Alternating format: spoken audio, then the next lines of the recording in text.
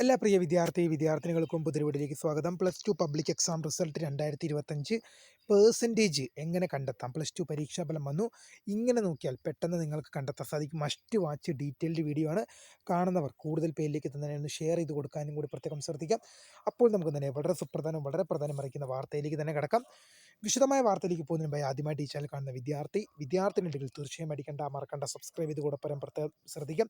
Subscribe ചെയ്യുന്നതിന് notification ബെല്ലിലേക്കുള്ള all option enable ചെയ്യുക. Channel videos നിങ്ങൾക്ക് ഉപകാരപ്രദമാകുന്നുണ്ടെങ്കിൽ മാത്രം തീർച്ചയായും ഒന്ന് ലൈക്കും കൂടി ചെയ്യണം. അതുപോലെ തന്നെ നിങ്ങളുടെ സുഹൃത്തുക്കളിലേക്കും ഷെയർ ചെയ്ത് കൊടുക്കാനും കൂടി പ്രത്യേകം ശ്രദ്ധിക്കുക. അതുപോലെ തന്നെ നമ്മുടെ ചാനലിൻ്റെ വാട്സപ്പ് ചാനൽ ജോയിൻ ചെയ്യാനുള്ള ലിങ്ക് നിങ്ങൾക്ക് വീഡിയോയ്ക്ക് തള്ള ഡിസ്ക്രിപ്ഷൻ ബോക്സിൽ നൽകുന്നതായിരിക്കും.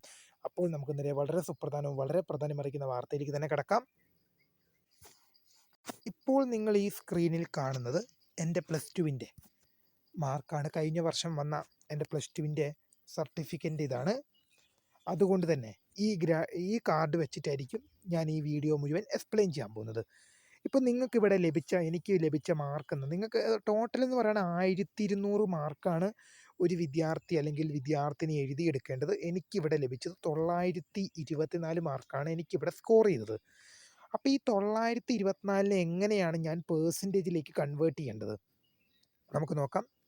അപ്പോൾ നിങ്ങൾക്ക് ഈ മാർക്ക് കാണുമ്പോൾ നിങ്ങൾക്കിവിടെ എൻ്റെ ഗ്രേഡുകളും കാര്യങ്ങളൊക്കെ കാണുമ്പോൾ നിങ്ങൾക്ക് റിസൾട്ട് ലഭിച്ചപ്പോൾ +1ഉം +2 ഒന്നിച്ചുള്ള റിസൾട്ട് ആയിരിക്കാം ചിലപ്പോൾ ലഭിച്ചിട്ടുണ്ടാകുക. അപ്പോൾ നിങ്ങളുടെ റിസൾട്ട് എങ്ങനെ ഉണ്ടായിരുന്നു, വിചാരിച്ച മാർക്ക് കിട്ടിയോ എന്നൊക്കെ ഉള്ളത് വീഡിയോയ്ക്ക് താരം മോസ്റ്റ് പവർഫുള്ളായിട്ട് കമൻറ്റ് ചെയ്യുക. അപ്പോൾ എനിക്കെന്ന് പറയുകയാണെങ്കിൽ 1200 എന്ന വലിയ സംഖ്യയിൽ എനിക്ക് ലഭിച്ചത് 924 മാർക്കാണ്. അപ്പം ഞാൻ എങ്ങനെയാണ് ഇതിനെ പെർസെൻറ്റേജിലേക്ക് കൺവേർട്ട് ചെയ്തത് നമുക്ക് നോക്കാം. നിങ്ങൾ ആദ്യം പെർസെൻറ്റേജിലേക്ക് കൺവേർട്ട് ചെയ്യേണ്ടത് എങ്ങനെയാണെന്ന് വെച്ച് കഴിഞ്ഞാൽ 924 ഹരിക്കണം 1200 ഇൻറ്റു 100 ഇത്രയും മാത്രം നിങ്ങൾ ചെയ്താൽ മതി. ഈ സ്ക്രീനിൽ കാണുന്ന ഈ ഒരു സംഗതി നിങ്ങളുടെ ഫോണിലോ സിസ്റ്റത്തിലോ കാൽക്കുലേറ്റർ കാണുമല്ലോ. ഇപ്പം എൻ്റെ മാർക്ക് 924 നിങ്ങളുടെ മാർക്ക് എത്രയാണെന്ന് വെച്ചാൽ ആ മാർക്ക് ആദ്യം ടൈപ്പ് ചെയ്യുക. ഇവിടെ നിങ്ങളുടെ മാർക്ക് ലഭ്യമാണ്. ആ മാർക്ക് നിങ്ങൾ ആദ്യം ടൈപ്പ് ചെയ്യുക. ശേഷം എൻ്റെ മാർക്ക് 924 ഞാൻ 1200 കൊണ്ട് 1200 കൊണ്ട് ഹരിച്ചു. ശേഷം 100 കൊണ്ട് ഗുണിച്ചു. എൻ്റെ പെർസെൻറ്റേജ് എന്ന് കണക്കുവാണെങ്കിൽ 77% ആണ്. അങ്ങനെയാണ് ഞാൻ പെർസെൻറ്റേജ് കണക്കാക്കിയത്. ഇങ്ങനെ തന്നെ നിങ്ങൾക്കും പെർസെൻറ്റേജ് കണക്കാക്കാം. 924 ഹരിക്കണം 1200 ഇൻറ്റു 100 ഇത് എൻ്റെ പെർസെൻറ്റേജ് ആണ്. ഇതിൽ ബാക്കി ഒരു കാര്യത്തിലും വ്യത്യാസം വരില്ല. ഈ പെർസെൻറ്റേജിലും ഈ മാർക്കിലും ഈ പെർസെൻറ്റേജിലും അല്ലാതെ ബാക്കി ചെയ്യുന്ന കാര്യത്തിലൊന്നും മാറ്റില്ല. ഈ 924 സ്ഥാനത്ത് നിങ്ങൾക്ക് എത്രയാണോ കിട്ടിയത് അവിടെ നിങ്ങൾക്ക് കിട്ടിയ മാർക്ക് നിങ്ങൾ അടിക്കുക. നിങ്ങൾക്ക് കിട്ടിയ മാർക്ക് അടിച്ചിട്ട് നിങ്ങൾ ഹരിക്കണം 1200 കൊണ്ട് ഹരിക്കുക. ശേഷം അതിനെ വീണ്ടും 100 കൊണ്ട് ഗുണിക്കുക. അപ്പം നിങ്ങൾക്ക് നിങ്ങളുടെ പെർസെൻറ്റേജ് അറിയാൻ സാധിക്കും. അപ്പോൾ ഇങ്ങനെയാണ് നിങ്ങൾക്ക് പെർസെൻറ്റേജ് കണ്ടുപിടിക്കാൻ സാധിക്കുക. ഒന്നുകൂടെ ഡീറ്റെയിൽ ആയിട്ട് പറഞ്ഞു തരുവാണെങ്കിൽ എൻ്റെ മാർക്ക് 924 അതിനെ ഞാൻ ഹരിക്കും. 924 1200 കൊണ്ട് ഹരിച്ച് ശേഷം 100 കൊണ്ട് ഗുണിച്ചു.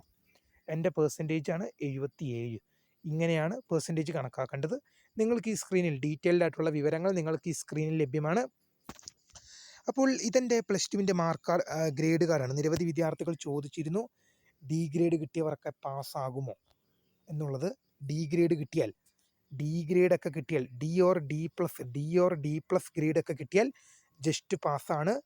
നിങ്ങൾക്ക് ഡി പ്ലസ് ഒക്കെ ഗ്രേഡ് കിട്ടിക്കഴിഞ്ഞാൽ ജസ്റ്റ് പാസ്സാണ്. പ്രിയ വിദ്യാർത്ഥികൾ മനസ്സിലാക്കേണ്ട ഒരു കാര്യം എന്ന് പറഞ്ഞാൽ ഡി പ്ലസ് ഒക്കെ കിട്ടിയാൽ ജസ്റ്റ് പാസ്സാണ്.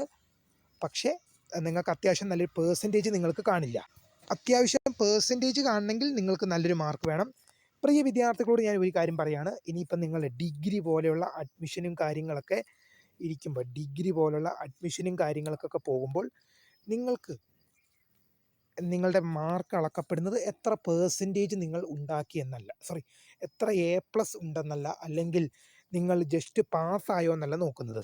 +2വിൽ നിങ്ങൾക്ക് എത്ര പെർസെൻറ്റേജ് ഉണ്ടായിരുന്നു, നിങ്ങൾക്ക് പെർസെൻറ്റേജ് +2വിൽ എത്രയുണ്ടായിരുന്നു എന്നാണ് ഡിഗ്രി അഡ്മിഷൻ പോലെയുള്ള സമയങ്ങളിൽ അളക്കപ്പെടുന്നത്. പ്രിയ വിദ്യാർത്ഥികൾ മനസ്സിലാക്കേണ്ട ഒരു കാര്യം എന്ന് പറയുന്നത് +2വിൽ നിങ്ങൾക്ക് നിങ്ങൾക്കിപ്പോൾ ഫുൾ എ പ്ലസും കാര്യങ്ങളൊക്കെ നിങ്ങൾക്ക് ലഭിച്ചിട്ടുണ്ടാകാം. പ്രിയ വിദ്യാർത്ഥികൾ മനസ്സിലാക്കേണ്ടത് +2-വിൽ നിങ്ങൾ ഡിഗ്രി അഡ്മിഷന് പോകുമ്പോൾ നിങ്ങളുടെ എ പ്ലസിനല്ല അവിടെ വില. എ പ്ലസിന് വിലയില്ലെന്നല്ല, എ പ്ലസിന് വിലയുണ്ട്. പക്ഷെ അതിലുപരി എന്താണ്, ഈ 1200 എന്ന വലിയ സംഖ്യയിൽ നിന്നും നിങ്ങൾ എത്ര സ്കോർ ചെയ്തു, അല്ലെങ്കിൽ ഒരു വിദ്യാർത്ഥി അല്ലെങ്കിൽ ഒരു വിദ്യാർത്ഥിനി എത്ര സ്കോർ ചെയ്തു എന്നാണ് അളക്കപ്പെടുന്നത്.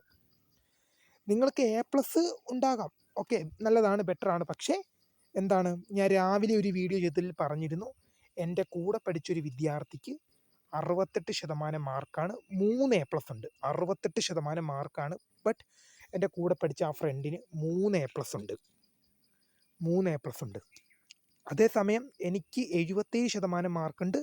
എന്നാൽ ഇത് എൻ്റെ മാർക്ക് ഷീറ്റാണ്, പക്ഷേ ഇവിടെ എ പ്ലസ്സേ കാണാൻ സാധിക്കില്ല. എന്തുകൊണ്ടാണ് അങ്ങനെ പറ്റിയത്?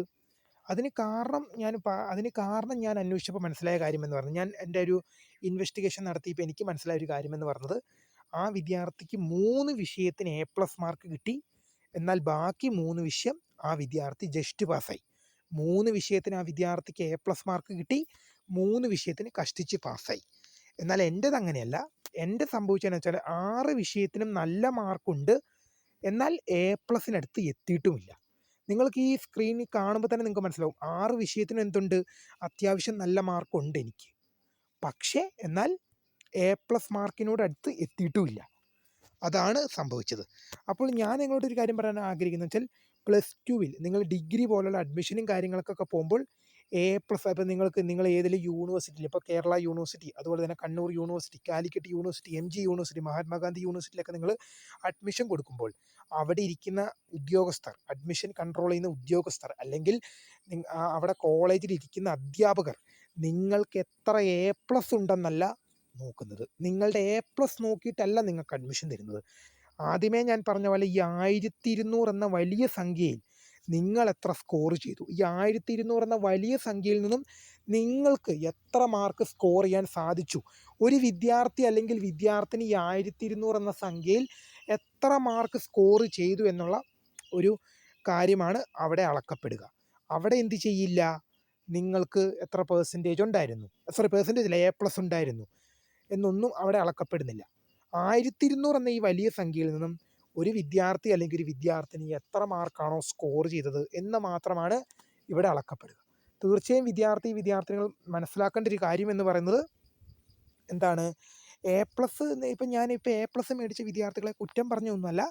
എ പ്ലസ് നല്ലതാണ്. പക്ഷേ നിങ്ങൾക്ക് SLCയിലൊക്കെ സാധാരണ SLC പരീക്ഷാഫലമൊക്കെ വരുമ്പോൾ ഫുൾ എ പ്ലസ്, പ്രൗഡ്, പിന്നെ ഫ്ലെക്സ് കാര്യങ്ങൾ +2-ലും അങ്ങനെ ഉണ്ടാകാം. പക്ഷേ നിങ്ങൾ ഡിഗ്രി പോലുള്ള അഡ്മിഷനും കാര്യങ്ങൾക്കൊക്കെ പോകുമ്പോൾ എ പ്ലസിലുപരി 1200 എന്ന വലിയ സംഖ്യയിൽ എത്ര മാർക്ക് സ്കോർ ചെയ്തു എന്നത് മാത്രമാണ് അളക്കപ്പെടുന്നത്. പെർസെൻറ്റേജ് കണക്കാക്കാനുള്ള വരി ഞാൻ ആദ്യമേ പറഞ്ഞിട്ടുണ്ട്. എന്താണ്, പെർസെൻറ്റേജ് കണക്കാക്കാൻ വലിയ പണിയൊന്നുമില്ല. എൻ്റെ മാർക്ക് ഇപ്പോൾ 924 അതിനെ ഞാൻ 1200 കൊണ്ട് ഹരിച്ച് ശേഷം 100 കൊണ്ട് ഗുണിച്ച് ഇത്രയും ചെയ്ത് കഴിഞ്ഞാൽ പെർസെൻറ്റേജ് സിമ്പിളായിട്ട് നിങ്ങൾക്ക് കിട്ടും. 924, എൻ്റെ മാർക്ക് 924. ആ 924 ഞാൻ എന്ത് ചെയ്തു, ഹരിച്ച് 1200 ആക്കി, 1200 കൊണ്ട് ഹരിച്ചു ശേഷം 100 ഗുണിച്ചു. അങ്ങനെ വരുമ്പോൾ സിമ്പിളായിട്ട് നിങ്ങൾക്ക് നിങ്ങളുടെ പെർസെൻറ്റേജ് കിട്ടും. തീർച്ചയായും വിദ്യാർത്ഥികൾ മനസ്സിലാക്കേണ്ടത്, ഈ 1200 എന്ന വലിയ സംഖ്യയിൽ നിന്നും ഒരു വിദ്യാർത്ഥി അല്ലെങ്കിൽ വിദ്യാർത്ഥിനി എത്ര സ്കോർ ചെയ്തു, 1200 എന്ന വലിയ സംഖ്യയിൽ നിന്നും ഒരു വിദ്യാർത്ഥി അല്ലെങ്കിൽ ഒരു വിദ്യാർത്ഥിനി എത്ര മാർക്ക് സ്കോർ ചെയ്തു എന്നാണ് ഡിഗ്രി പോലുള്ള അഡ്മിഷനും കാര്യങ്ങൾക്കൊക്കെ വിദ്യാർത്ഥികൾ ചെല്ലുമ്പോൾ അളക്കപ്പെടുന്നത്.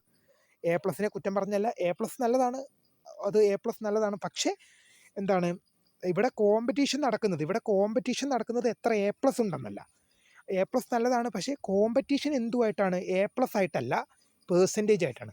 ഈ 1200 എന്ന വലിയ സംഖ്യയിൽ എത്ര മാർക്കാണ് ഓരോ വിദ്യാർത്ഥിയും ഓരോ വിദ്യാർത്ഥിനിയും സ്കോർ ചെയ്തത് എന്നാണ് ഡിഗ്രി പോലുള്ള അഡ്മിഷനും കാര്യങ്ങൾക്കൊക്കെ നിങ്ങൾ ചെല്ലുമ്പോൾ നിങ്ങൾക്ക് നോക്കിയാൽ മനസ്സിലാകും. ഡിഗ്രി അഡ്മിഷൻ ഇപ്പോൾ +2 റിസൾട്ട് വന്നു, വിത്തിൻ 1 വീക്സിനകം, 1 അല്ലെങ്കിൽ 2 വീക്സ് പോവില്ല, ഉറപ്പാണ്, 1 വീക്സിനകം തന്നെ ഡിഗ്രി അഡ്മിഷൻ വിളിക്കും. Kerala university, Kannur university, Calicut university, MG university, എല്ലാ യൂണിവേഴ്സിറ്റീസും വിളിക്കും. കേരള, കണ്ണൂർ, കാലിക്കറ്റ്, MG, മഹാത്മാഗാന്ധി യൂണിവേഴ്സിറ്റി ഉൾപ്പെടെ എല്ലാ യൂണിവേഴ്സിറ്റിയും ഡിഗ്രി അഡ്മിഷൻ വിളിക്കും. പ്രിയ വിദ്യാർത്ഥികൾ മനസ്സിലാക്കേണ്ടത്, ഈ നിങ്ങൾക്ക് അവിടെ ഇനിയുള്ളത് ഒരു ഡിഗ്രി അഡ്മിഷൻ നേടണമെങ്കിൽ നിങ്ങളൊരു മത്സരത്തിൽ, ഒരു കോമ്പറ്റീഷനാണ് അവിടെ നേരിടാൻ പോകുന്നത്. അത് ഈ 1200 എന്ന വലിയ സംഖ്യയിൽ എത്ര മാർക്ക് നിങ്ങൾ സ്കോർ ചെയ്തു എന്ന് നോക്കിയിട്ടാണ് നിങ്ങളുടെ ഡിഗ്രി അഡ്മിഷൻ ഒരു ഗവൺമെൻറ് കോളേജിൽ പഠിക്കണോ വേണ്ടോ എന്നുള്ളത് തീരുമാനിക്കപ്പെടുന്നത്. തീർച്ചയായും വീഡിയോ ഇഷ്ടപ്പെട്ടാൽ ലൈക്ക് ചെയ്യുക, ഷെയർ ചെയ്യുക, സബ്സ്ക്രൈബ് ചെയ്യുക. അപ്പോൾ my name is Karim, the founder of scribe for the career academy. Thank you for watching. By.